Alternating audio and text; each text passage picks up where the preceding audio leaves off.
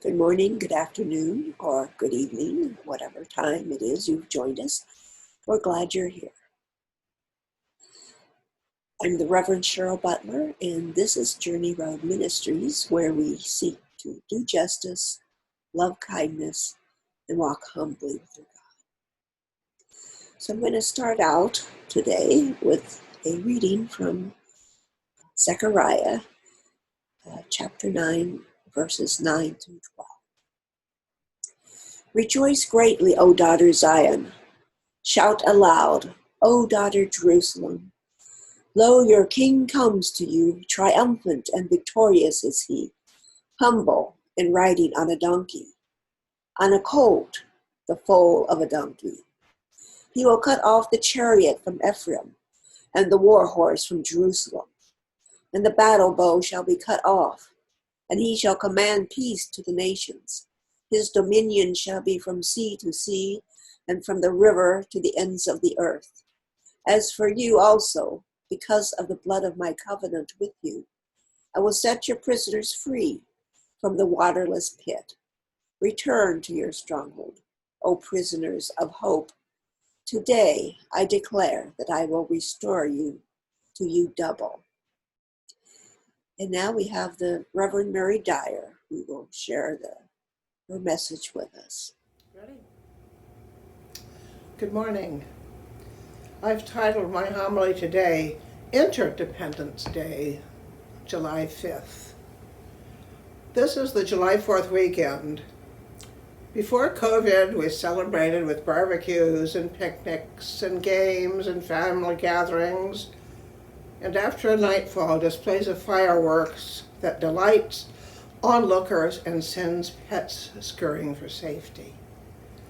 And this week, the White House decided against common sense and public opinion to celebrate with a public display of a military parade, focusing on how powerful the United States is to intimidate enemies, to wage war, despite both the large and continuing peaceful demonstrations all across the country to protest police violence against Black lives and a rapidly growing pandemic, which this administration has decided either to lie about or simply ignore, as more and more people are being exposed, hospitalized, and many dying.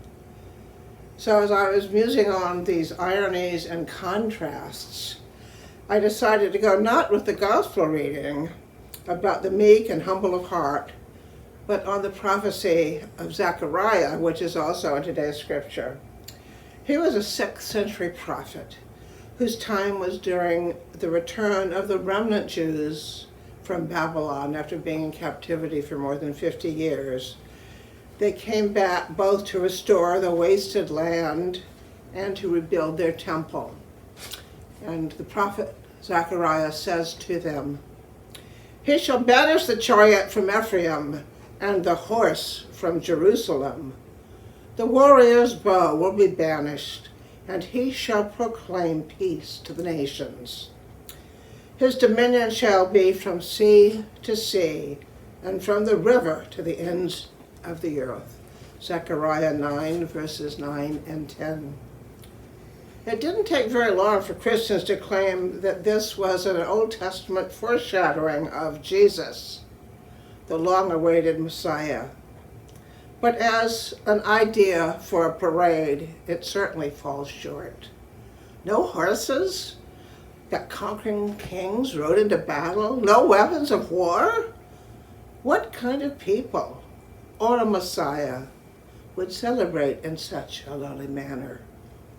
Alexander the Great, the Macedonian leader who conquered Palestine as well as many other territories in the late 4th century before the Common Era, rode a magnificent black steed, Bucephalus, whose name means ox head, and his memory has survived to this day. By contrast, Jesus, on the week before his trial and execution, rides into Jerusalem not on a noble steed, as the Roman conquerors would do from time to time, but on the back of a donkey, followed not by warriors with swords and lances, but by a very motley crew of a ragtag following from many regions still under Roman occupation. Still, their hope somehow is that, despite appearances, Jesus was the one to break their bonds of slavery.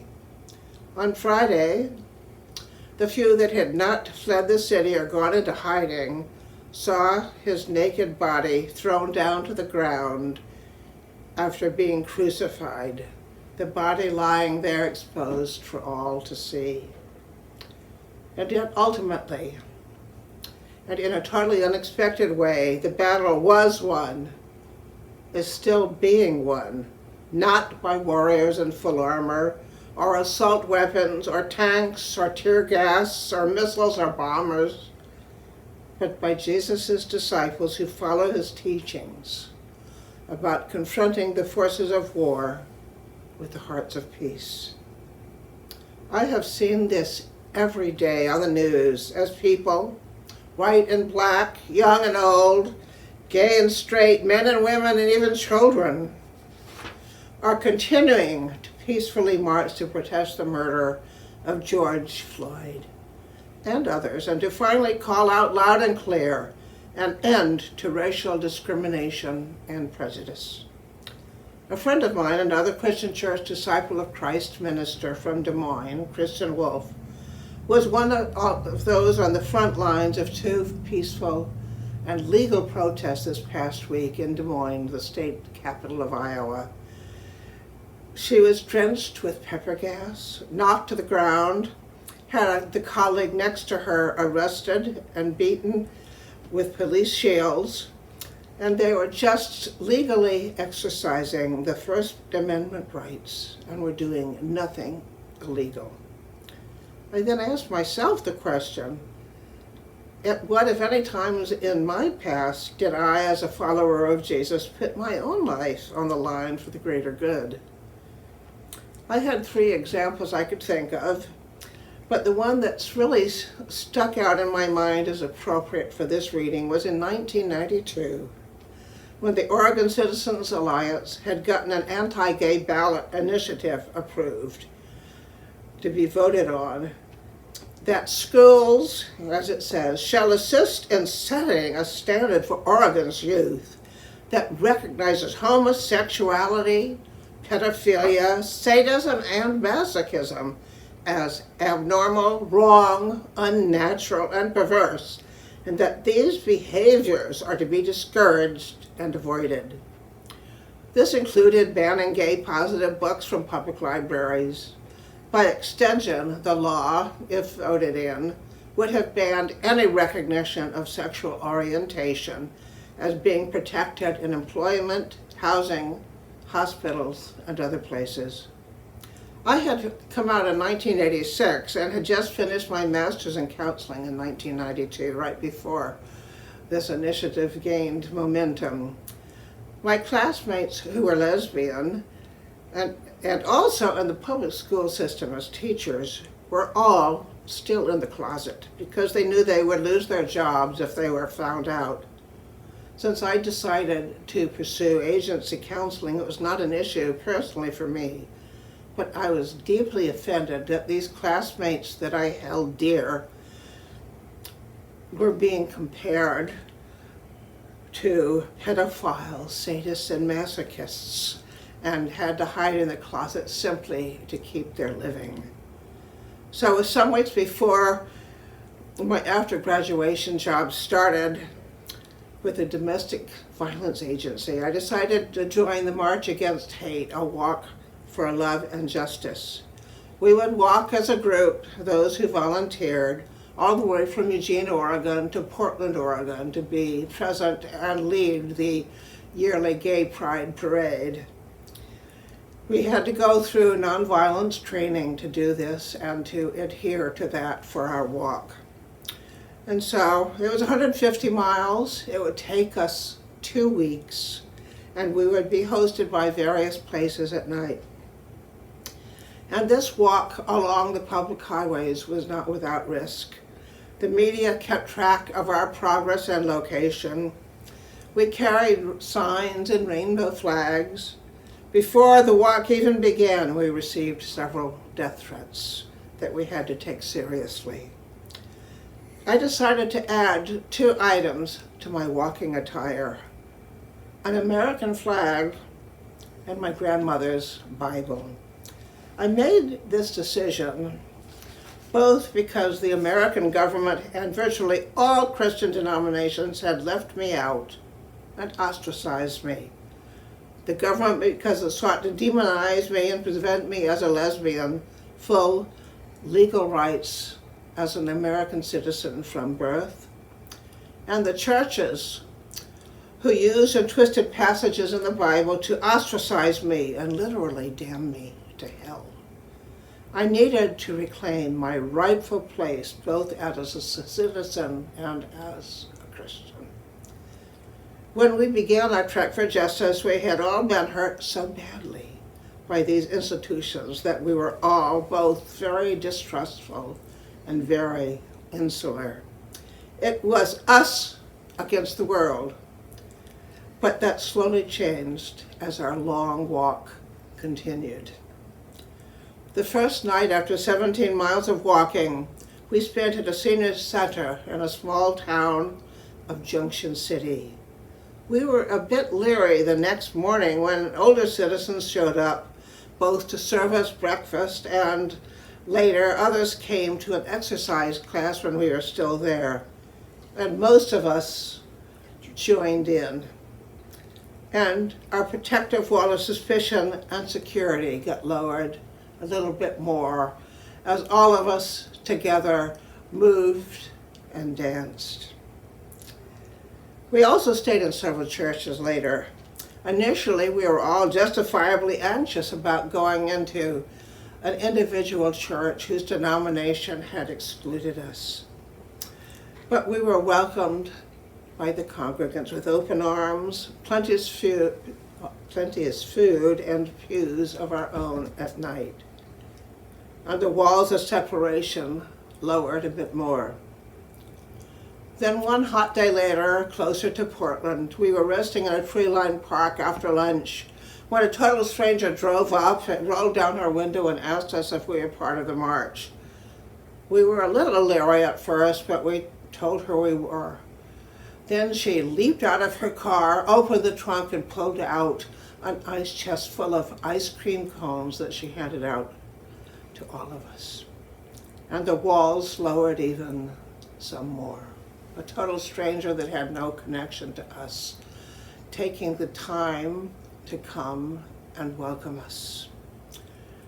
Then a couple of nights before our goal of the Portland Gay Pride Parade, where we were to lead it, we stayed at a farm worker hall in Woodburn, a small agricultural community. We had a meeting that night with translators, sharing stories with farm workers from Mexico and Guatemala. Mostly middle class and educated, mostly lesbians. We exchanged stories of both oppressions and victories with men who had traveled many miles to a foreign country, some of them certainly undocumented, to earn money to send to their families left at home. By the end of the night, all the walls between us and them had crumbling down. Under all of our perceived and real differences, we had more to unite us than to divide us. Finally, footsore and exhausted, we got to our destination and led the Gay Pride Parade right behind the Dykes on Bikes. And ultimately, the ballot measure failed, 56% to 43%. I like to believe that our 2-week trek contributed to its failure. And that is what is happening today. Walls of racism are tumbling down. As we as a people all begin to acknowledge the walls of separation we have continued to build up around the descendants of those who were brought here on the first slave ships over 400 years ago. Many of us have had our blinders of racism torn away by the murder of George Floyd, so that the hardened hearts of our own racist history have softened. And so we gather together one by one, two by two, three by three, all across the country, with our voices and prayers and continuing presence. And we will inevitably bring about the justice that is so long overdue. So while Trump keeps claiming that his wall is a success, that it will keep out the scum and the thieves and the illegals that are trying to force their way into our country, we know that his wall is a lie, a fabrication built to inflame his dwindling supporters. So it is our task together to continue to break down the walls that have separated us for all too long. Now is the time. There is no other. As I was thinking of how to conclude, a song came to mind. It was written years ago by an Australian songwriter and singer, Judy Small, and it is appropriately and fittingly titled, Walls and Windows. I will leave you with her words and her hope and her song.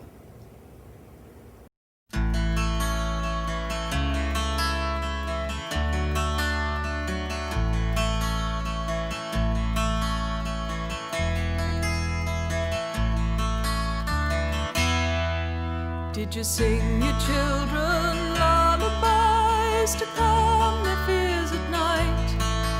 Did you hold them gently till they went to sleep? Did you plant in them the seeds of hope for new and better lives? Did you make them promises you couldn't keep? And do you think of me as enemy? And could you call me friend? Or will we let our differences destroy us in the end? The wall that stands between us could be a window too. When I look into the mirror, I see you. And do you have sons who fight for peace the way I'm told mine do? Do they send you photographs from foreign lands? Do you chill to see them